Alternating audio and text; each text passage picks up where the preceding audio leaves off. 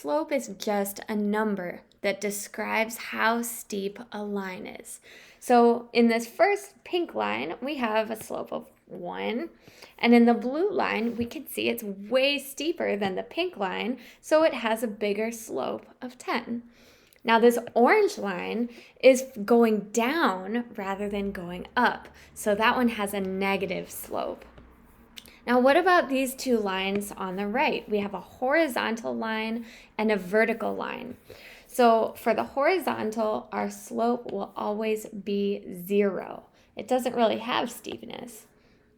And then for a vertical line, the slope is always undefined.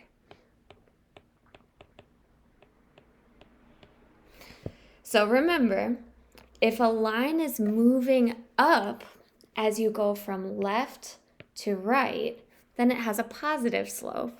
And if it goes down as you move from left to right, then it has a negative slope. Okay, so let's look at a quick example here. We have two lines on coordinate planes. Now the formula for slope is rise over run. So when we're given a graph, we can just count the squares to identify the rise and the run. So let's do an example of what that means. We're going to start at one point on the line and count straight up until we're in line with that second point. So in this case, how many squares have we counted up? Well, we don't count the first point. So the first square up that we see is 1, and then 2, 3, 4. So we'll stop at 4 because now we are in line with that second point. And then from here, we're going to count over. So this is our new starting point, and we go 1, 2, 3, 4 again. So this first 4 that we got when we counted up was our rise. And this second 4 that we counted when we went over is our run. So if we put those two together, as our slope is rise of 4 over run, which is also 4. And we can simplify that to get a slope of 1. Let's try it again with this blue line. So again, we're counting our rise and our run from one point on the line to another point on the line. This time, we're going to have to count a little more for our rise. So starting from this bottom point, we'll go up 1, 2, 3, 4, 5, 6, 7, 8, and then we'll stop again because we're in line with that second point. So we had a rise of 8. And now from here, this is our new starting point. We'll count 1, 2, 3, 4. So that gave us a run of 4. So put that all together and we have slope is rise over run. So 8 over 4. And that simplifies to 2. So here's a really great example of how a steeper line like the blue has a larger slope than the pink line. All right, so now I just want to talk for a minute about negative slopes, because when you're counting the slope for a negative line or a line with a negative slope, sometimes it can get a little bit tricky because let's say first off, students wonder if they should start at this point or at this point when they count their rise and run. Well, it actually doesn't matter. You can start at either point. So let's start at this point and we'll count our rise going straight up and then our run going to the left. Well, that's fine. So we've got a rise of 1, 2, and we have a run of 1, 2, 3, 4.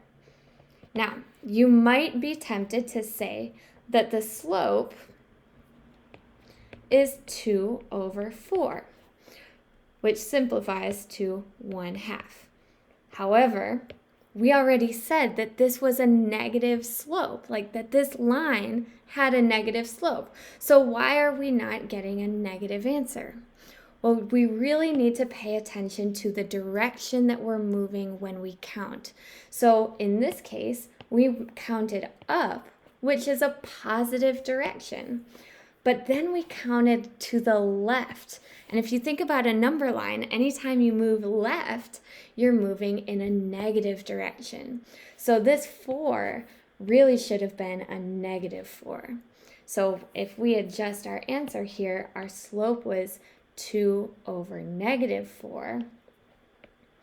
And there's the negative answer that we would expect. Now, I had mentioned that you could start at either point. So this time, let's try counting our slope starting at this point. In this case, we would go down first and then over. So we would start by counting down 1, 2, and because we're going down, that's a -2. And then we're going to the right 4, so that's a +4. So in this case, our slope would be -2 over a +4, which still simplifies to a -1/2. So either way, it doesn't matter which point you start at, as long as you're paying attention to the direction that you're counting and noticing if it's positive or negative. All right, one more quick comment here. The rate of change is really the same thing as the slope. So these two lines should look familiar to us because we just did an example with a pink line and the blue line. The only thing that I've changed here is the scale along the y-axis. So just keep in mind that if your scale isn't counting by ones, your numbers for rise and run aren't just going to be the number of squares in between those points. You have to use the scale that's given to you. So when we count from this point 4 squares up, each of those squares represents 20 miles. So that's a rise of not 4, but 80. So our rise is 80. Now going to the right for our run, we're still counting by ones. So we still have a run of 4, and that's giving us a slope of 80 over 4, which equals 20. Now, because our units are hours and miles, we can write this slope as a rate of change of 20 miles per hour. And we'll stop it there.